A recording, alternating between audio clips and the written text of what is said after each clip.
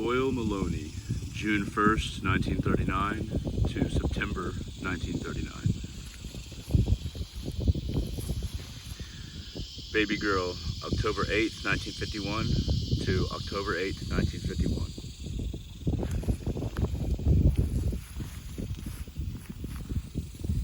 James Edward Maloney, April 16th, 1937 to December 31st, 1953. We have to remember that for most of human history and for most people now, life was not a guaranteed thing. There wasn't as many hospital procedures or medical awareness to keep babies alive or allow them to be birthed correctly or for the mothers to live afterwards. The infant mortality rate in ancient Sparta, for instance, was 1 out of 3 babies would survive. On good years, 2 out of 3, but there was always at least a third that were just, guaranteed to die from lack of medical knowledge. There's a lot of knowledges that we lack now that might allow people who could have lived to keep living, whether it be an understanding of depression, an understanding of schizophrenia, an understanding of anxiety, an understanding of trauma, PTSD, and how to treat it. Psychology is still a very new science. There are deaths that happen now that might not happen in the future. There are people we could care for now that we don't know how to care for, that need not die if we just knew how to care for them emotionally, psychologically. I think that we must keep a lookout for the people that we can take care of, and that perhaps we should develop personal techniques to aiding the people that we can. And at the very least as well, honoring the dead, for that sustains our connection to them and our respect for all that is.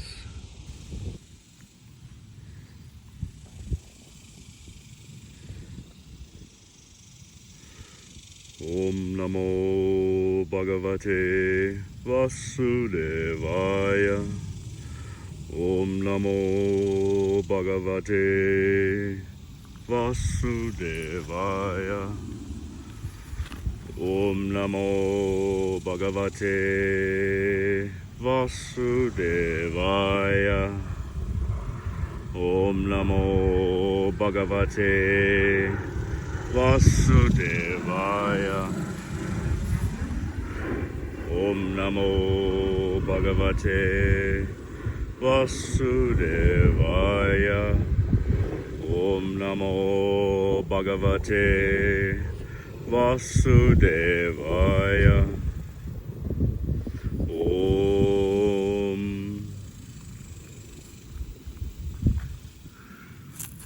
We must remember that grave dirt has a special power to it. It can actually block certain karmic impressions. Cremation, ash, and grave dirt. If you cover your skin with it, do rituals, meditate. It's this dirt is made of formerly living things and minerals. We used to be the rock. We used to be the life. And now we've moved on into this form. Grave dirt has a special place in spirituality and magic, and in connecting to both life, humanity, and all that is. I tend to collect a good amount of it, but if I have enough, I will never get more. But there's a special connection that the shaman or the shamanic practitioner has with the soil, the earth, graveyards, and practice. It's all right there in the soil. It's always heartening to see how people care for the dead. Whether they leave stuffed animals or fabric flowers, the connection is made, however subtle, however small, but the connection is made, and people make it many times without even knowing it or how they're making it. This is the central grave or pole axis around which I started my practice and extend in all directions in the graveyard. So it's good to have a place of first contact or first set down in a graveyard where you kind of get your energetic bearings, and then spread out in your practice and kind of explore energetically, physically, of course, but also explore around the graveyard. But it's a good place to have an area of first contact and first practice. This will always be kind of where I start, but also where I call home, where I feel most comfortable, and where I do most of my work.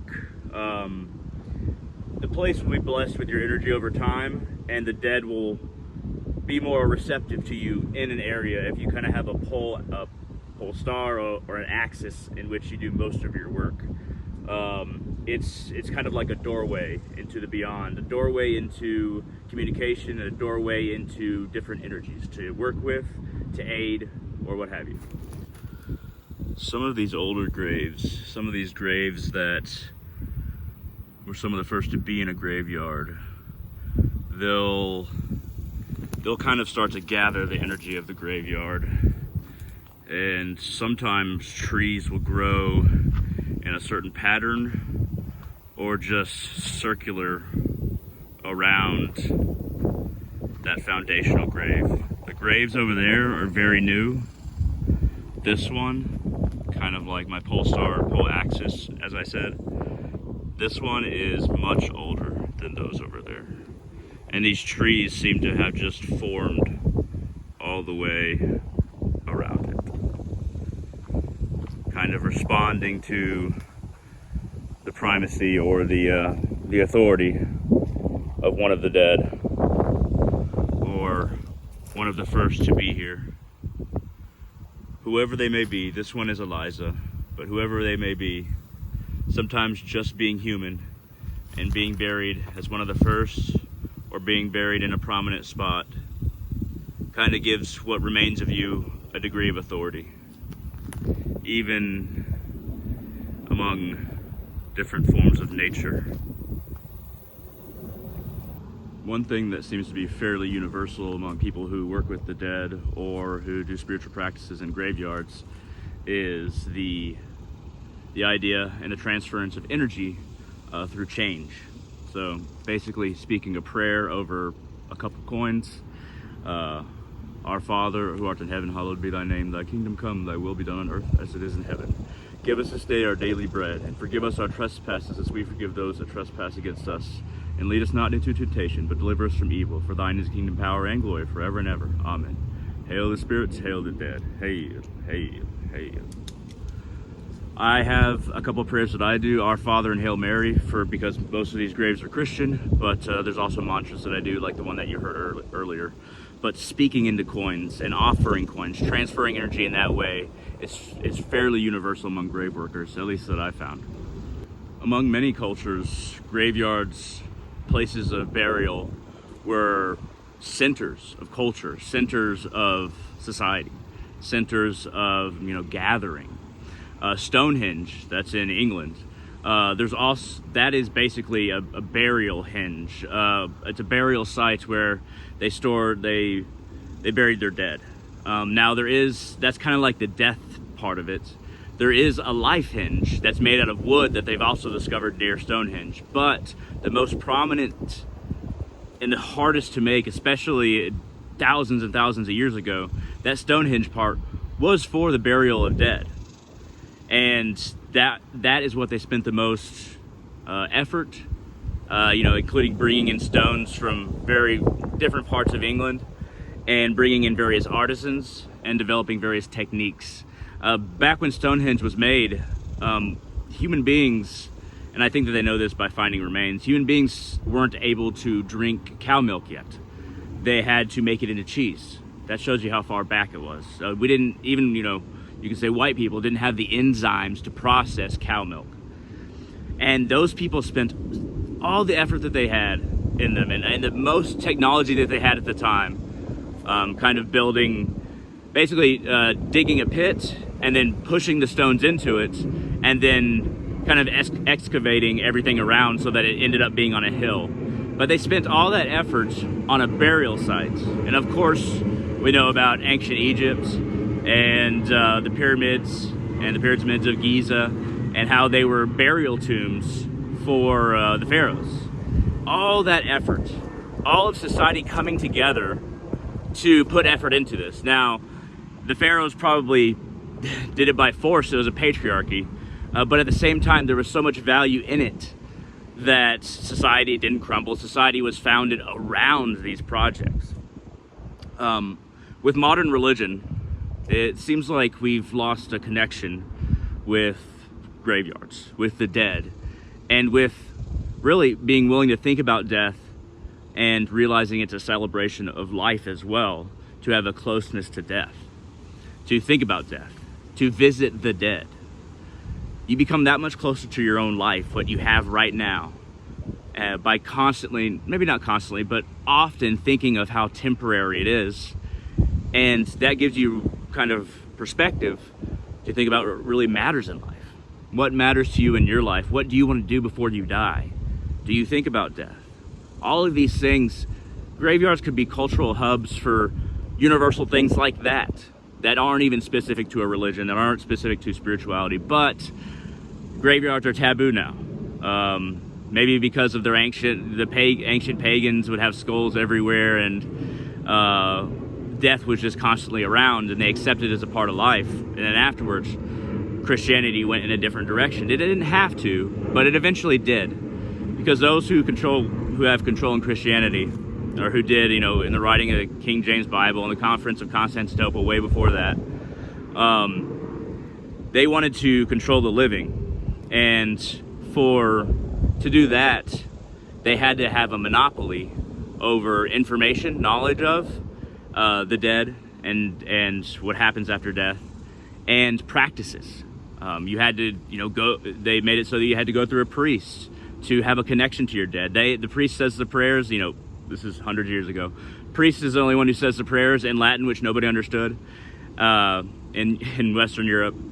And, various sacraments and rituals that only the priest knew how to do.